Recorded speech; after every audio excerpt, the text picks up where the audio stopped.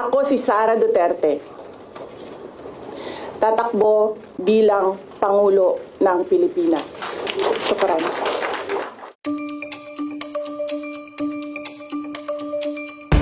Para sa akong okay yung mga padalagan nila yung para sadya. Tanawag ako na lang ko sa pumuluyo eh. Ano ang reaksyon sa pumuluyo ko nung sa 2028 na eleksyon? Dako naman makabulig. Ha? Dako ginang abulig sa Nakalano na kung anong ganisang pa sa tao. Tao na mga desisyon, pumuluyo na mga desisyon niya. Konti, damo pag may supporter ni Duterte mo. Mga Duterte, damo yung supporter nila niya. Para sa kunuki man, nga, ang na-issue na subong kay Sara, di laban mag-isang politiko, mga amon na mga kurap. Yan ang subong si Sara na naila na kunan. Yan si Bumong Marcos hindi kurap. Hindi ba mga Marcos ang nanaw?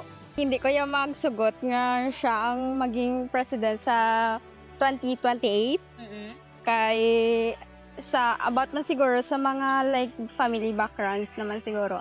Siguro sa term nga corrupt kag naging part sila sang BBM. Ang tao, gamito nila utok magpa-eleksyon. Amo na si Sara ka may hadlok ka pa magdaog na sa presidente. Isang 10 years ago pa na sa nag-declare. Kung kilala mo ng iya pagkatawo, anong hadlok mo sila magdaog siya? Mango ang gabuto. Pasensyaon nyo ko.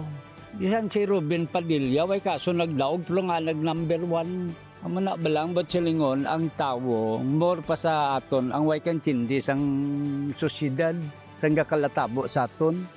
Amo na lang ginahimo ni Sara Duterte, hadlokan ka pa sina. Ang hadlokan ta, ang tao nga malugboto, nga way kan tindi. Nang akong opinion, way kaso kung saan o saan nag-declare. Hindi siya katilaw boto sa akong pamilya. Big yes po ako kay VP Sara na magpadalagan kasi may utang na loob ako sa kay President Digong, kay Tatay Digong. Tinulungan niya ako hanggang nakauwi ako dito ng Iloilo. Dito sa may Haro Cathedral.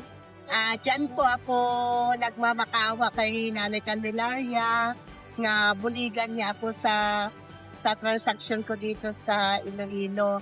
So now, nagpapasalamat din ako kay Presidente Duterte na kung hindi dahil sa kanya, hindi naging success yung lakad ko dito. Salamat din. At saka kay maging Presidente kay Inday Sara Duterte kasi siyempre noon pa man gustong-gusto ko siya maging Presidente din or Vice President.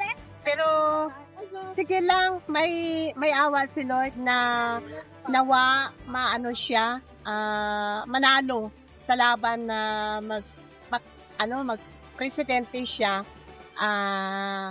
Wala naman hong pili na maging presidente kung sino, basta yung sa aking pananaw ay mas magaling din si Inday Sara Duterte.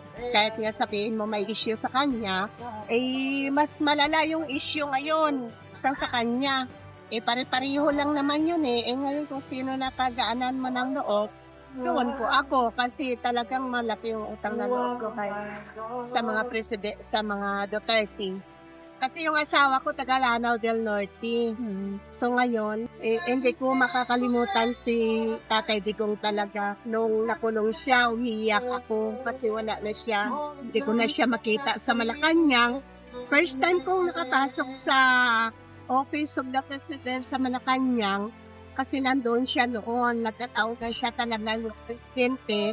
At hindi po ako nagdalawang isip na pumasok sa Malacanang para humingi ng tulong tungkol sa transaksyon kong ito. So ngayon, patuloy ko po dinadasal si Tatay Digong na good health always, na nawa, maayos lang siya doon. At saka si mga Duterte family, maraming salamat po sa lahat-lahat na tulong nila sa akin. Proud ako sa kanila. Nakakikil sa mga Duterte, madiwat ka pa. Ano ibalik yaw? Ang kinawat niya man. Kung si Bongbong okay kayo mga kinawat, si Bongbong balik ka na Marcos. Kung ayaw gawa. Okay lang man. Pwede man ako, kay may lubran si Sara Duterte mo. Isang gali nga may namin man to kay na buhay niya ng mga drug pusher, user. Hindi man siya, yung sa ako.